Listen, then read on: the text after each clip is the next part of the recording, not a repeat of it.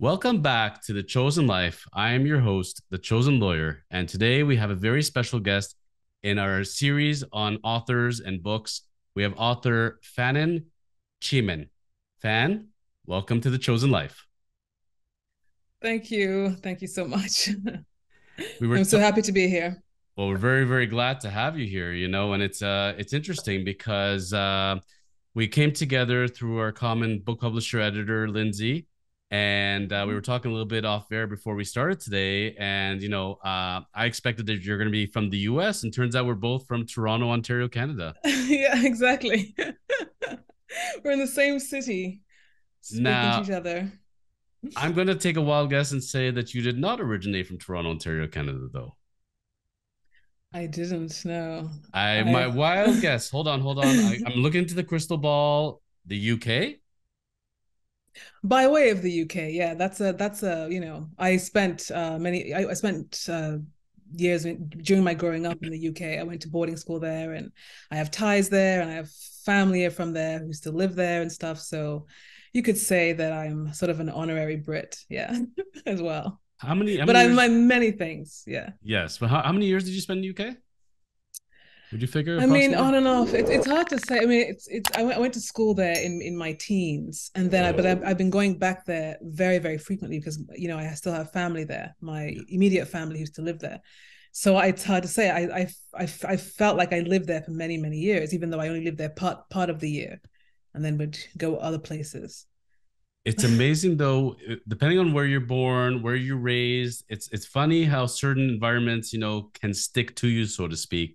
And anybody who meets you and you and I are meeting for the first time, I hear you speaking, I immediately think UK and Brit. So something in the water there, in the air there, definitely stuck to you, I would say. Yeah, probably, yeah. Yeah, I would say I get that a lot here on this side, yeah. And it's interesting because so much of our influence in North America comes from the UK that people don't realize, as far as movies, TV shows, art, writing. We have so much influence from there. I've never been to the UK personally. I've always wanted to Really? go. Yes, I've really wanted to go. I've always been a big fan of UK music. I was a big Stone Roses fan for many years. They were supposed to be the second coming of the Beatles.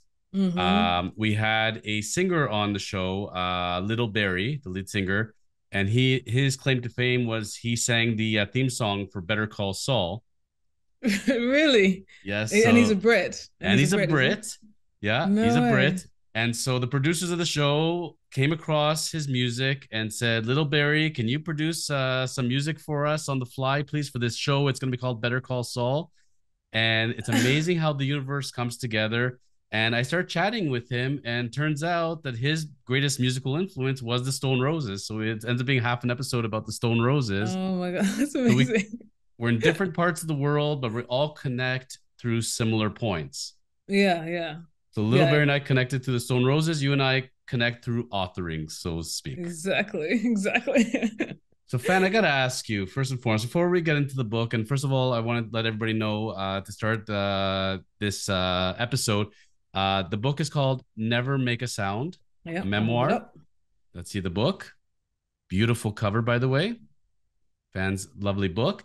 And we're gonna have information. People find the website at nevermakeasound.com and as well on social media on Instagram. So the book is out. You're an author. Congratulations. Amazing. Thank First and you. Thank you. foremost, first and foremost, did you always know you were going to be an author? Was that the game plan in life? Honestly, yeah, more or less. Like I've known since I was a child. I've been writing since I was a child, to tell you the truth. Um, I remember maybe since I was around 8 or something, and just things that I would keep to myself and journals and things. But even in school, that was always my strongest area. And yeah, I remember just being really good at school, even at 10 years old, at writing essays and things. And I even refer to one of them in my book.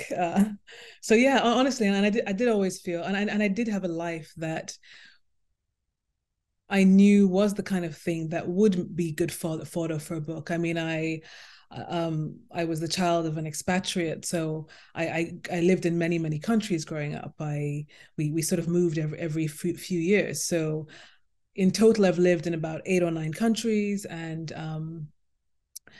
then I went to boarding school in the UK. So I just had I knew that I had a lot of I had a perspective that was unique, and so that was always something that I thought would happen. But I always envisioned that it would happen much later in my life, like when I was retired. Late 60s, 70s. I thought maybe I would tell my life story, but yeah, became clear it needed to happen sooner. Amazing how we all take our different paths. I hear your story, and that's where I tell the audience it's really great when we get to hear people's lives that live their chosen life. And a lot of us are looking to live our chosen life. And by hearing other people's stories, inevitably, we start reflecting within ourselves. When I hear your story, Mm-hmm. Fan, I start thinking about my story inevitably and thinking, this is where she went. Did I go on that path or where did I go? And when you were saying about being at a young age and knowing that writing was a strong skill, I felt you within me because I had I the same talent. I felt that that's writing came very natural, and I always said to myself, I really want to write a book one day. My mother said, like grade three, I told her I'm going to write a book one day. That's it. Really, yeah. The And diff, yeah. for you, was it also like the way that you processed things? Like for me, it wasn't just a tool or a hobby that I felt I would maybe use later in life. It was actually became like a tool that I could use to process things that were happening in the end. Don't know if it was the same for you, but It's funny because I marinated in my head. It's there mm, in the subconscious. It comes out sometimes, and I kind of think it through. Like when I end up writing the book, I think I wrote the book in my head during the course of my life, so to speak. yes, yeah. But when I go to write, the way I describe it to people is the words just flow through my fingers. I don't have a project board. I don't have a game plan. I just write. It just comes out of my hand, straight from my head into my fingers. I'm not even thinking about it. I'm just like kind of like in a trance focus doing it. And when I finish writing and I leave it, I go to sleep. I come the next morning, I look at it. I don't remember writing it. I stay that kind of focus. Like I know some people can have music on and they can do it very relaxed. I do it in intensive silence mode. I envy you, and you can just sit and just start fresh, Just and the goes. words just flow. They just flow. Literally like they're coming out of my fingers and I don't And even they have come out the way you want them to come out. even still like Lindsay and I talk about this when we do our weekly editing process. Mm-hmm. It's like we see that there's an intro, we see that there's points getting connected, there's a conclusion, and there's now a bridge to the next chapter. I did that subconsciously. I did not even do it on purpose. It just that's how the brain works. The brain, that's where I kind of think of it as like people that have like a gift. They can set a piano and just start playing. It's like Mm-hmm. that. Like I used to have the ability to be able to look at a piece of paper, read it once, and I could recite it back to you. I had that like photographic memory, and it's gone. Really? It's gone. It's gone. It went over time. Wow. But that's where for some of us it comes natural as a God-given gift. Some of us it's Mm-hmm. hard work, and some of it's a combination. Yes, exactly. Yeah, yeah. And that's where I wanted to ask you because I know I thought I was going to write a book at a very young age. I started and stopped many times, Mm-hmm. not happy. I'm going into bad places, dark places, and I just ripped it up. I said, I'm done with this, and then left it. You knew that you were going to do it later, like it wasn't going to come earlier. But did you always know it was going to be a memoir? Did you always know that it was going to be like a life story, or did you think it would be perhaps in Um, other genres? no, yeah, no, I didn't think it would that I would, go this route first. But and I wasn't planning to until that. Okay, this is what really happened. I did I was on this sort of healing journey. I've been trying to heal from things for a long time, and I really got into yoga and meditation, and I did a 10-day silent meditation retreat. I don't know if you've ever heard of it. It's called a Vipassana Gosh, no. meditation. Yeah, so I did that, and during the course of that, I heard, a voice saying, I'm going to, I have to tell this now. I have to do this now. I have to tell this story. And I got back from the 10-day meditation, the very because you know how you every day during that process you wake up at like 4 a.m. or something and you start meditating. So I've been waking up every day, really early. So my body clock was adjusted to that. So the very next day when I woke up from coming back from meditation, woke up 4 a.m., made a tea, sat down on my computer and just wrote for hours. Just the story just started coming out. I just started writing, and I did that for several days. I sort of got the raw story out. I would wake up every morning really early because I was used to that, and I just would write. I was that electrified from coming back from this meditation, and then during the course of the year, I did the editing of it and really worked on it and to its final product. But that is really how it came to be, that this story came out now rather than later. This was in Northern Ontario, correct? No, Where you this went? this this no, this was This the Vipassana? no, yeah, no, this was in Ontario. This is around here, around Toronto. So it was Southern Ontario. So it was around here. It was maybe an hour away from where we are. Yeah, yeah, yeah. It's I'm south not of sure. south of Barrie, but it's I still it's but think it's so. north of Toronto. I I believe I am you did the so same. I went to the open house. I saw Uh-huh. it. Okay. I loved it. I fell in love with the place. They walked the grounds. They showed us the rooms. They showed us the central hall. I wanted to do it so badly. I was like dying to go. And for me, and I know it's a bunch of excuses. I said, as a lawyer and as a partner at a law firm, I cannot disconnect for 10 days completely from the world. I have too many responsibilities, and I'm going to do this later in life. That's what I told myself. Yes. And the compromise was, because I love the idea of Vipassana so much, because I've gone on retreats, yoga retreats, spirituality Mm-hmm. retreats. I Mm-hmm. started going to Buddhist temple, and it's funny. This is a lot part of my book, by the way. It's funny. I was wondering our connection point. My the central, not to give it away, but a lot of it is about yoga meditation and how it changed my life Oh my completely. God. Completely. Like I went from the gutter, I went from the bottom, and through yoga and meditation, I saw the awakening and where my path was to go. And I started leading the life that way. And that's why I'm here today. I'm not here today if not for yoga and not for meditation, period. So kudos for you to Really? doing Vipassana. Yeah. I have met many people that have started and stopped it. They left crying, saying, I can't sit Really? for this many hours. I can't go this long. I think it's fantastic. Not having talked to anybody for 10 days, even though I do podcasting, I would do it in a second. And eating Yeah. healthy food and just being with your thoughts, it's fantastic. But that's No, where but it, it yeah, it takes a strong person to do it. It takes a really, really strong person to do it. So, I'm not surprised, some people who left. I mean, when I was there, some people left, I didn't notice because I was so focused on I was just so inward focused and on doing the meditation. But yeah, it takes a strong person. If you do not know yourself, you'll get to know that really quickly, within 24 hours you'll know that if you don't like yourself, you won't be, and you're not strong enough to sit through that, you won't be able to do it. I hope that you do get to do it, but I completely understand about not many people have that luxury of being able to unplug completely for 10 days. It's it's not a joke. Like people yeah, like here and they're saying, okay, no, there's no joking around, nothing. folks. Yeah, There yeah, is no TV, there is no yeah, internet, there is no cell phone, there is no talking, there yeah, is yeah. nothing. No, You're no, awake. no, no writing, no pen or paper. Yeah, it's just Basically, you eat, you meditate, you sleep, you can walk around a little bit. yeah, That's it. yeah, And to yeah, me, that is a sigh of relief. Whereas for yeah. some people, that is hell. Like Hell, yeah, yeah, yeah. I know because I've been to various temples of various faiths and Mm-hmm. tried meditation with among different spiritual gurus and faiths. And there are people that cannot sit for half an hour. They cannot sit for an hour, let Yeah, alone 10 days. yeah. Fan, in a span of 10 days, how many hours do you figure there's a total as far as meditation goes?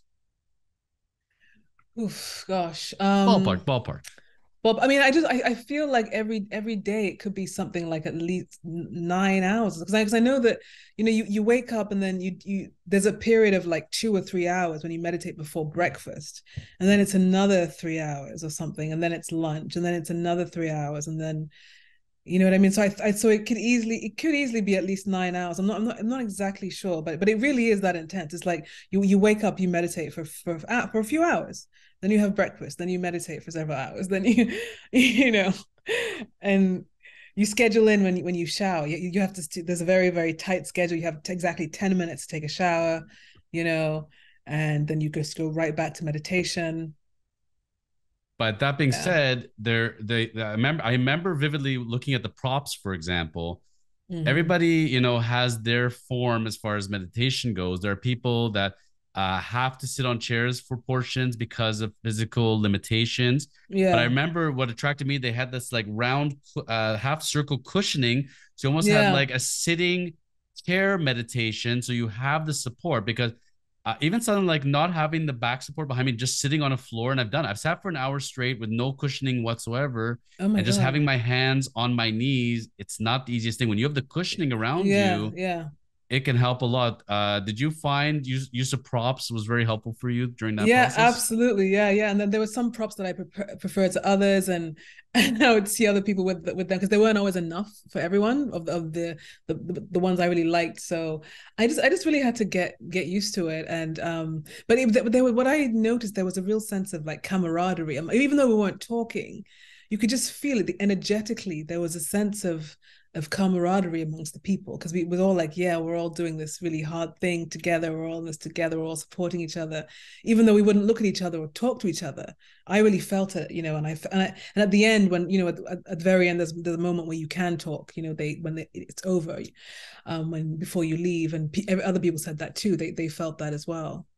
Um, I gotta say, like, I liked you when we started the episode. I loved you the second you talked about Vipassana and your experiences because I don't feel jealousy. I feel happiness. I feel so much joy for you that you're able to accomplish Thank like you. like climbing the biggest mountain. And it's really the mental mountain that you're able to climb by doing that. And the few Mm-hmm. friends that I have, and of course I met them all through the yoga community, but the ones that completed Vipassana, these are the centered people, the focused people. They see within, grounded, helpful of others. They and people that have had drinking problems, had abuse issues, had Mm-hmm. money issues.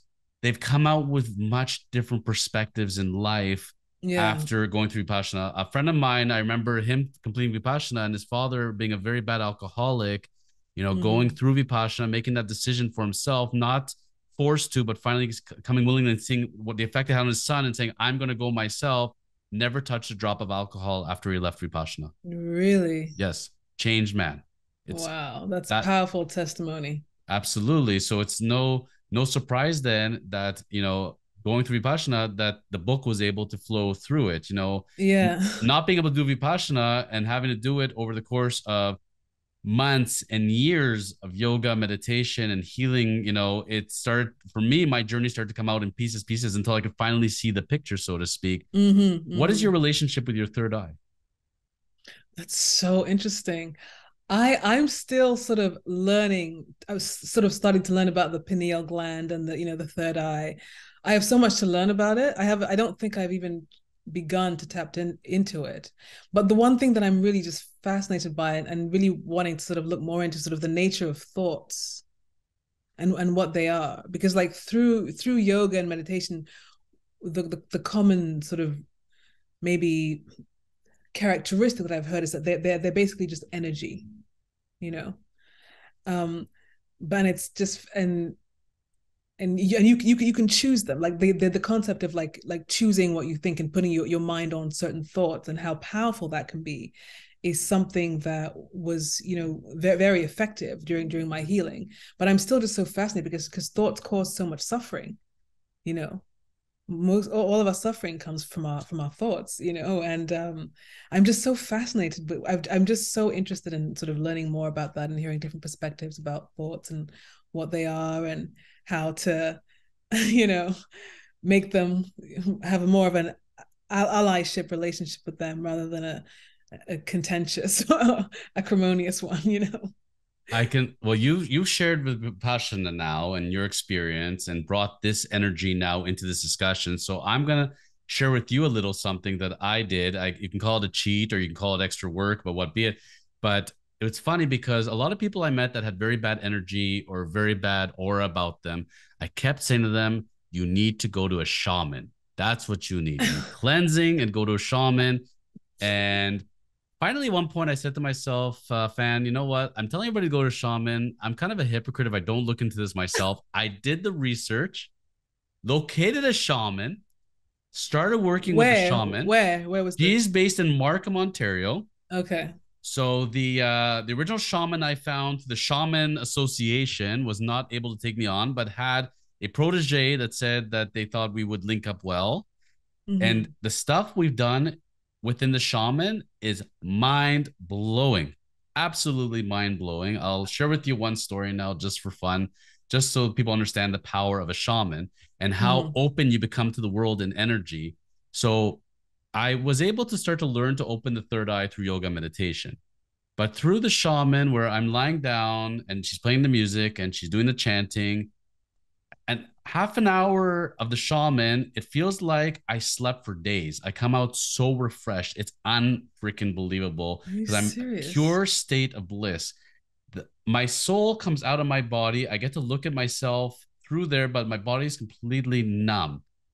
And Are there was you the one, serious? I'm totally serious. And there's the one day I remember opening the third eye and I see this vision. I see the vision of like the Grand Canyon, which is where I'm going, by the way, in 2 weeks, lo and behold. But I see the vision of the Grand Canyon. I see my father and I see two of my uncles. They're all wearing white and they're all standing there happy together. And I think this is wonderful, but my dad's dead, my other uncle's dead, and then the third uncle's alive. So how is he there with them? I'm like, uh-oh. So when I came home for dinner that night, I came to my brother and I asked him at the dinner, it was a family dinner. So it was a holiday at the time, so happened. I said, out of curiosity, is this one uncle dead by any chance? He goes, he's actually on his deathbed right now. It so happens. I said, well, just so you know, he's about to die. And he's like, how do you know that? I'm like, I just kind of know that.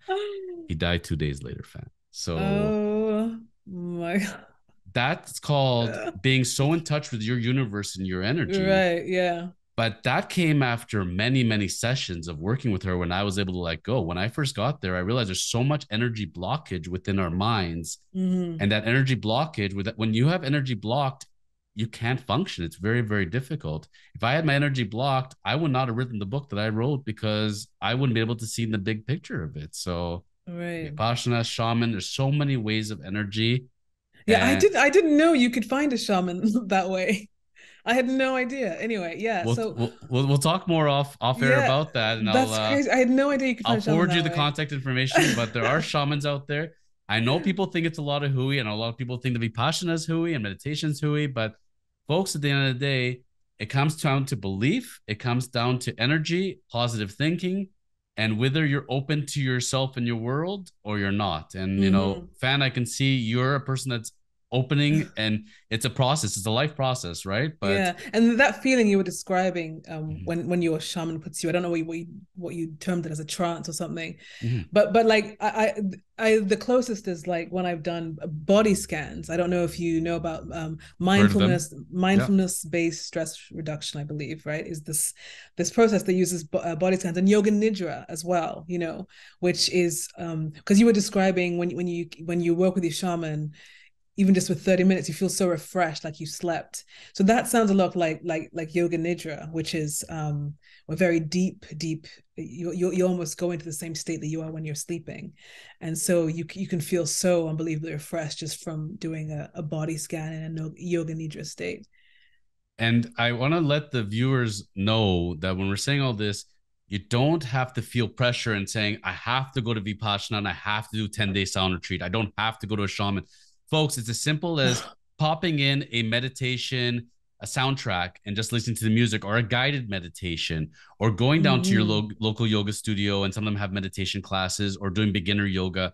There's so many variations, Fan, that I think we Absolutely. all can pick so many different paths. We'll all end up at the same place, but there's so many ways that we can go about this, and we don't have to go extreme one or the other. I don't know about you, but Mm-hmm. I didn't start with a shaman. I started very, very light and worked my way Right. there. Yeah, definitely. It was a path. I didn't go straight to the Vipassana by any means. I started doing like yoga here and there. And I didn't really understand what meditation was, didn't know. I thought that my mind couldn't, because my thoughts were just so, they would just chomp at my brain. I struggled so much with intrusive thoughts and obsessive thoughts. And I just thought I never thought I was the kind of person who could ever meditate. But just through yoga, and I would go, yoga often includes meditation in the sequence when you go to the classes, and going to more classes here and there. I just slowly sort of started to understand what meditation was. And I took a yoga nidra, and that was really what showed me that I could meditate. I did a yoga nidra with an instructor here in Toronto at my local studio. And that was just like, that was life changing, because by then I was already on this healing path, and I'd already started learning about the brain and trauma and how it affected and all that, and just sort of really understanding my brain more. So I think I was in a position where I was ready. I think I did also have to be ready in a way for it. I think with meditation sometimes you have to be, and so through that, I really saw the effects. And yoga was really like my safe place. It was so healing when I would go. I started slowly, just sort of slowly started going to a few classes here and there and learning what it was, and realized that I wanted to really apply myself to it. So I did also do the 250-hour yoga teacher training. Yeah, so I'm also trained. I'm certified, but I did that primarily really for myself, for my own body, to get to know my body, and to become more present, and just to really know that I knew what I was doing when I was doing yoga. um Maximizing the practice was why I did that. Who did you do the training with? Which yoga I studio? did it at the yoga sanctuary in Toronto. Lovely. um yeah, so yeah, How and long it how long was ago was that? that was in 2020. I did that. Yeah, it was a combination of Lovely. virtual, and it was amazing. It was an amazing process to go through. And As yeah. luck would have it, in 2015, I was looking at doing teacher training. There was a 2 week in Montreal, or was it a month? It was, anyways. It was a very vast amount of time, and Mm-hmm.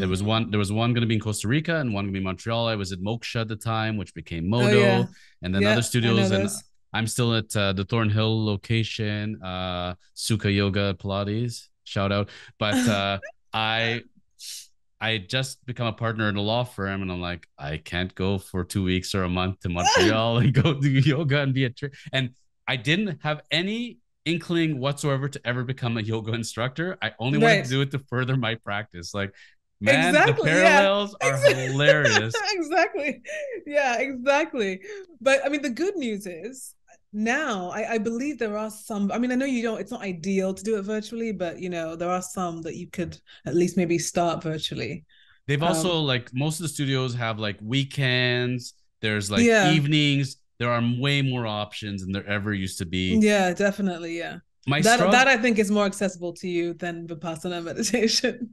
and I did look at the weekend versions, and I don't trust myself, and I don't trust myself because if I take it, I know I'm going to end up being an instructor, and then it's going to become more about the instructing than the practice, and I want it to be all about the practice. So the compromise Oh. there is to go to workshops, go to as many studios as possible to experience different instructors, different styles. I Mm-hmm. I want to keep it fun. I don't want it to be a business. I don't want to lose the fun part of it, and that's because yoga is my only real escape. Like, preparing for this, how did I prepare for today's episode, Fan? I went to yoga an hour before, sweated it out, came all zen, and it was so, so, so perfect. So, Yeah, I did yoga this morning too. of First course, thing when I woke up. Yeah.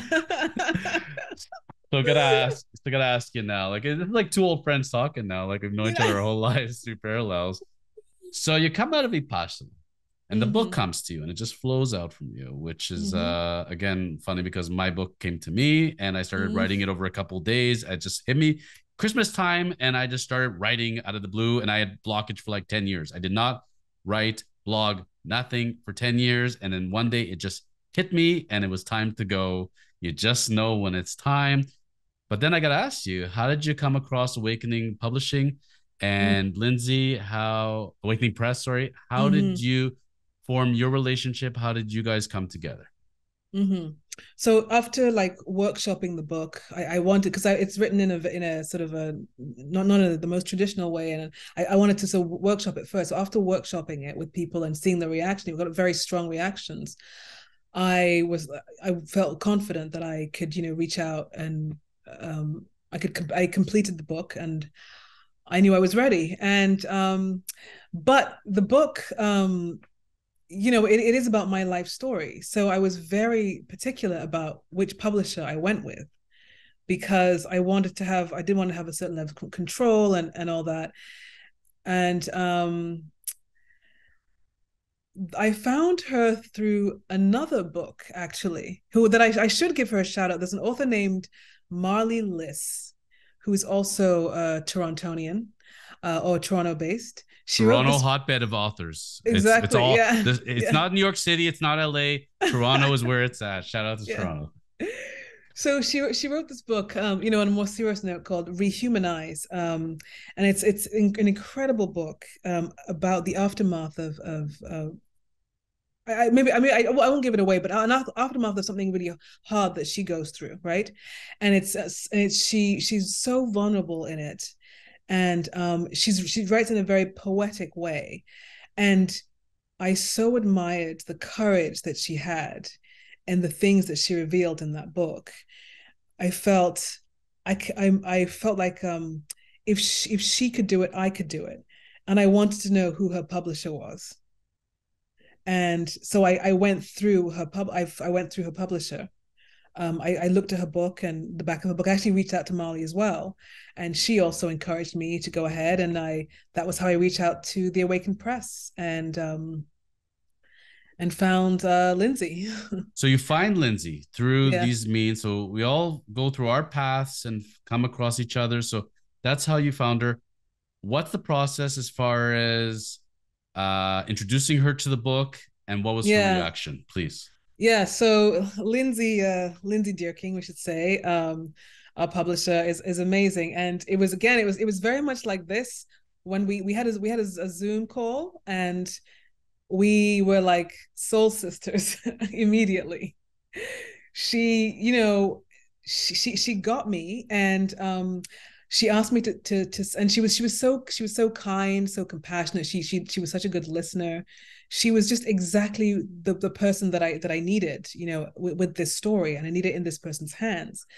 And I believe what happened was, she asked you just to send like a sample or something of your book, or so she can start to read it. And she was so struck by it. She had a very strong reaction to it, and she got it. I was just so amazed at how much she saw, and it was just like what I told her was like, if I could have dreamed up the process of going through a publisher myself, I would have dreamed this up. It was such a she was just the perfect person. I don't know why that happened, how it happened. It was just, I mean, I did the due diligence of going through to find a publisher who had published very sensitive material.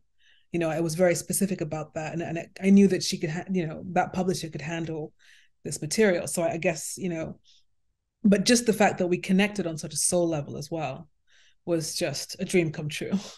I felt like Yeah. I could tell her anything. I knew that immediately. That sums it up. I felt immediately like I could tell her anything. You know. She's an incredible human being. I Yeah. met her approximately 10 years ago. We met at a book Mm. launch. I kept her Oh wow. information when she was in Toronto. She used to come to Yeah, Toronto because, yeah, of course, yeah. Toronto's the hotbed we talked about for authors and books. Yeah. And she ends up in Arizona, and I'm actually going to be seeing her in about a couple of weeks. My dream is No. always to go out to Arizona, and in my third eye, I always see the Grand Canyon. Oh So my God. and one of my my shows, I have a baseball podcast with a former MLB player. He lives in Arizona. So I'm like, you're in Arizona, she's in Arizona, I'm going to Arizona. That's Oh it. my God. But I knew her from 10 years ago, and then I just started writing a book, and I wrote about 10 pages, and I reached out, and I thought, you know what, I'm going to stop here for a while. And then it came to me a couple months later, and I'm like, you know what, I remember her. I wonder if she'll remember me. So I wrote to her and I said, do you remember me from the book launch? And she's like, yeah, yeah, yeah, I remember you. And I'm like, can I just run an idea by you? Can you give me some feedback? I wasn't even looking to do a book. Like, I just wanted to just get general feedback. And her energy is so Mm-hmm. contagious. And for Yeah. any budding author out there with a great idea, there's this giant misconception. You have to have the ready-made book before you look for the publisher. If you Yeah. have the idea and you have, some chapters down, if you have a bit of the writing down, you know, reaching out to Lindsay, who's so warm and caring and, Mm-hmm. can nurture you, they could actually bring the energy out of you and help put the book together. There's so many different paths on how to write a book. It's not just go in the corner, write by yourself, and talk to me when you're done. It's Yeah. amazing how, Yeah. because it would have been, in my estimation, a giant mistake for me to write it completely without having her in as the editor and working through Mm-hmm. with me, because she is so talented. And, like you said, it's like she's my soul sister the second you connect. And Right. when she gets it and you connect with your editor on such a strong level, they bring out ideas that you don't even realize is there. And it's amazing how the flow, right? Did you find the same process working with her? Absolutely. Yeah. I mean, the trust was there instantly, and I just felt like, and we worked really hard on the book over, just like editing it and getting it to where we wanted it. And she just was so sensitive and yeah, I mean, we would just, and even the title of the book, I had another title in mind, which I won't say, but I had this other title, and I was so set on it. I was like, no one is going to make me change my mind. I don't care who it is. The publisher will not let me change my mind. Talk to Lindsay, and in one conversation, she made me realize. She showed me. She just was able to show me, this is actually there's actually a better way to go with the title, and just she was just did it so gently that I was like, oh yeah, of course she's right. I just saw immediately she was right. So working with her was just there was no resistance. And the process from the time you contact Lindsay to the Mm-hmm. time the book is now bound and for sale, what was the timeline for you roughly? And for ready for sale. Ready for sale. Well, I mean, we picked a particular date because for a reason. So it was ready before it was ready for sale. But the process I think was like 3 months, I believe. The whole like editing and Mm-hmm. just getting it down to what it needed to be. I believe it was around 3 months, and then it was ready, and then we picked a date. And then yeah. Ben, what is that? Can you describe the feeling? You've lived your whole life. You manifest the idea of writing a book. When the book is physically now in your hands, can you describe that feeling at all? Yeah, I mean it's so hard. It's a very light feeling. That's how I would describe it. Light. There's a lightness there. Light in all kinds of ways. Light in all senses, whether it's the sense of heavy versus light or just light. You just feel um just having it in your hand. It's like yeah, I can't describe it. I really cannot. But the only word that would come to me is like there's a lightness in having told your story and then actually having the product in your hand and having something you can share with people and show people. Yeah, it was amazing. I want to share a little glimpse now into the story, because we won't do the book justice unless we discussed, its content, and it's not an easy subject matter, certainly. And I Mm-hmm. can tell you, when I first saw it, it immediately sent chills down my spine. The title of the book, Never Make a Sound. I remember what it's like as a youngster, very, very young, and being on my bed and having the light on in my closet and being afraid of not making a sound because I don't know who I'm going to piss off that day. It's Mm-hmm. not a very good feeling. And whether somebody whether somebody is under abuse, is an abuser, knows somebody, this hearing the story may not always be easy, but I think it really helps in the healing and also being able to help others and understanding our society as a whole. I have one of my best friends, we became friends later in life. one of the things we talked about was that, why we became brothers really is because we both suffered trauma from a young Mm. age. And trauma can really debilitate you. It can lower your self-esteem to the point that you can't function. You don't think of yourself at any kind of level. Life doesn't really matter to you and nothing really matters. And that's a really hard way to live. And being able to get Hmm. past that and understanding this is not your fault and this is a result of trauma and healing the trauma, it's hard. And, I don't know, I can't see the percentage, but it's way higher than anybody thinks as far as the people that undergo that. So Most hearing the definitely. Yeah. so unfortunately, or fortunately, I guess, depending on how you look at it, it can hit a nerve for a lot of us when we hear this, but also it helps in the path of healing. And that's where when I started reading through this and thinking of my own experiences, you helped me along the way because I hear your story and I start to see myself through your eyes and I start to Wow. see my own experiences. And I think a lot of people will as well. A true story told through the eyes of a child in a raw suite of stories and poetry. This creative memoir showcases the resilience and the strength of human spirit as a young girl finds a way to survive a turbulent family setting. And, the idea of physical, mental, emotional effects of domestic abuse. And it's one of those things where man, it's so easy to see a book and say, you know what, I feel for you, but I don't want to read this. You know what? I want to go read a comedy or something light. But that's not life. My therapist talks a lot about this with me. And every session he'll say, have you been practicing your vacuuming skills? The idea is you have something deep with other people. You have a choice. You can sweep it under the rug all you want, or you can grab the Hmm. vacuum cleaner and vacuum it out. Hmm. Hearing what your experiences were, I feel like I'm going through vacuuming. I'm cleaning out my emotions and I feel a lot more uplifted. Is that the That's kind of amazing. reaction you've heard a lot from the audience? Yeah, absolutely. And that's amazing to hear. And that is, obviously I wrote the book because I had to, like I told you, the nature of how it came out, it just sort of came out of me. It had to come out. But I also really want to, the reason I wanted to put it out there and put it out there now is I feel like I really wanted to help people. Um, because this sort of abuse that happens in childhood, it actually does impact the rest of your life if you do not address the trauma that can come out of it. Um, and I've had very strong reactions from people. And one of them, she was just flabbergasted to read the book because she'd had an experience when she was a child of abuse that she had um, never been able to tell about because she did not have the gift of writing. She said that she'd always wanted to tell her story, but she but as not being a writer, she wasn't able to ever say it. And she felt like through my telling of the book, she felt like her story had sort of been told and was out. And that was all I wanted, for other people to see themselves, in the story, if they've had it, to see themselves and know that they're not alone. um, and just that connection, I think, can bring relief to someone, I think. I think there's a giant misconception on what is abuse, and there tends to be a stereotype that it's only physical.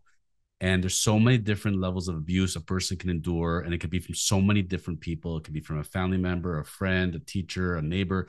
It could be so many various, but inevitably for a lot of people, it is unfortunately growing up through family, and it doesn't have to be just physical. It can be mental and it could be emotional, preying on people's insecurities, whether it's physicalities from height and weight and things like that, to intelligence. There's so many ways abusers can find your points, and when they find it and they know it's a trigger, they stick with it and they keep poking in the needle. And the more you endure it, you just almost come to accept it, unfortunately, and then it becomes your own reality, and you start telling yourself that until you believe it, and that's when the abuser wins, unfortunately.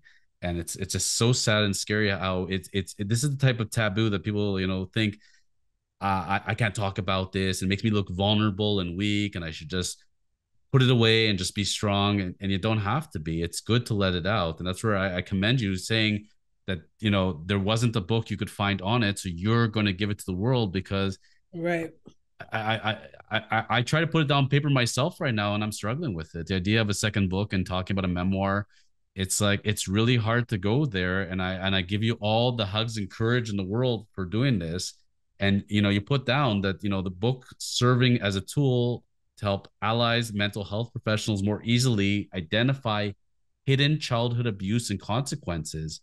Exactly. Yeah. I think it's Yeah. important that I really want this book to get into the hands of not just people who've been through this themselves, but people like teachers and, counselors and people who work with teenagers and youth. Because if you can see, because a lot of the book describes a lot of my behavior that I was exhibiting, that behavior that was not recognized as trauma, you know and I think it's important that teachers be able to see when they have a troubled kid, so they know how to react in a way that is supportive rather than creating further trauma to the child, which is often what happened in my case. So that's one thing that I really want to say, is that this book can really help anyone with kids. I think it's great for step parents, blended families, um, to read this book. And anyone who works in the mental health care field, anyone who works with kids, especially troubled kids, that this is really who I wanted this book to help. The other point that it starts, that really sticks in my mind is the idea of hope, because Mm-hmm. whether you're an abuser or someone who suffers from abuse, at some point it feels like a death sentence. It feels like I have nowhere to go now except what I'm doing, because this is all I know. There's no saving me. I've gone too far. It's too late. So I'm just going to keep Mm. going down this cycle. Oh And the yeah. book gives me hope and should give others hope that you can stop this cycle at any point, and you could say, okay, I have done years of this, or I've suffered from years of this. I don't have to continue to suffer anymore. Today is the first day that I can stop this immediately, Mm-hmm. and I can start a new path. I can work towards healing. For an abuser, I can stop abusing. I can hug. I can find the help I need, and I can see things differently.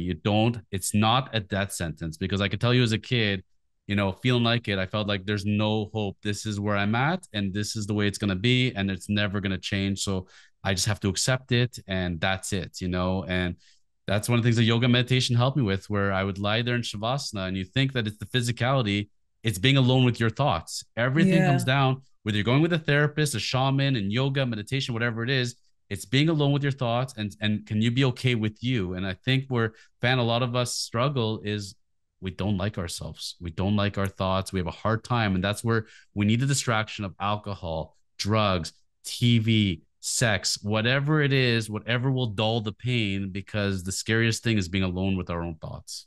Yeah. So important what you said. Being able to have self-acceptance and sit with the discomfort of certain things. But what I do want to say is that two things: it does not have to define you.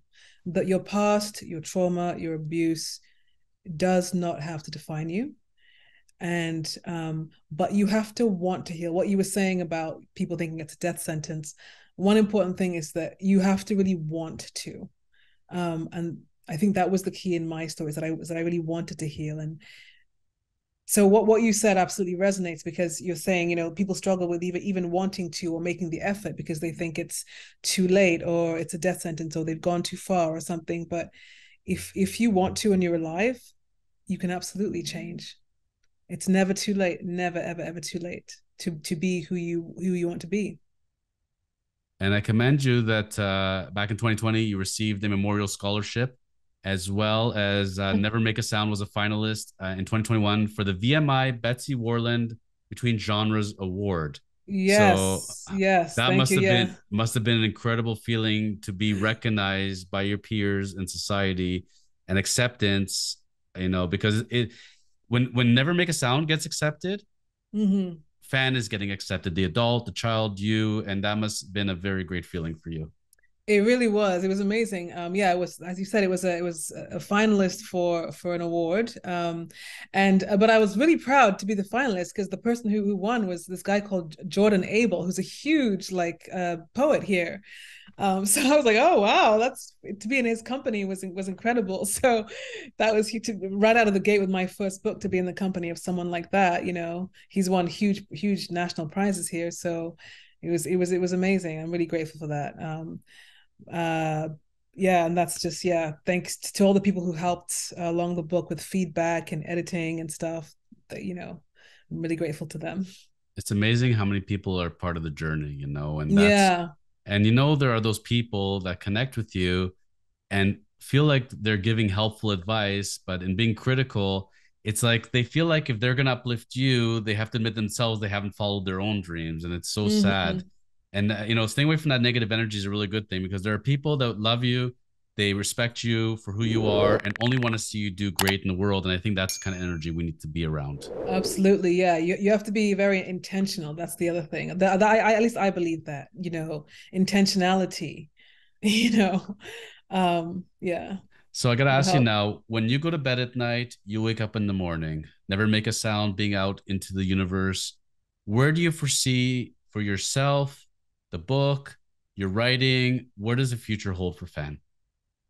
Well, definitely more writing is something that I see because I do have this story was sort of just the beginning, and there's so much more that I have to tell, and so much more that I want to say. So that's something, and just wherever I can, to be of service to people and to sort of talk about the book and unpack some of the issues in the book or something that I would like to do with people. And yeah, I mean, if people would like to know more about things I might be doing, workshops, events, talks, I do have on nevermakeasound.com. You can sign up for my newsletter that I send out periodically with news and stuff. So yeah. That's one of the great things now in our society, with social media, with the internet, you can be connected. And for those of you, that haven't picked up the book yet, I would tell you, please get Never Make a Sound, a copy of the book. There it is, Never Make a Sound. And beautiful book. Love the Thank cover. you. Yeah. It's very real. Your story is very real. And, if you can make a difference in one person's life, it's already, served its purpose, so to speak. And, no matter where you live, if you're in Canada, the United States, Europe, wherever you are, get a copy of this book. This is a very important subject matter. And again, I commend you fully for being able to share your story and path with the world this way and make yourself that vulnerable. And I'm Yeah. excited for you where the future holds. Thank you so much. Thank you. I appreciate that so much. And as we sum up today's episode, for those people out there, I would say that are listening, that, are perhaps now starting to see a little bit more light into their lives that didn't see before, what inspirational message can you leave with the audience today? I would say have the courage. You know what I mean? It's like I said. What I said was you really have to want to change, and just know that it is never too late. As long as you are alive, it's never too late. Even if you're 80 and you're only just seeing the light, follow it, follow it. Have the courage to follow it because you have nothing to lose and everything to gain. Love it. Well, we're going to do a little bit of an ending today. Usually we do a flex, but I'm going to steal the page out of the Modo handbook and say at the end of a yoga class, the light within me acknowledges the light within you. Namaste. Namaste. Namaste.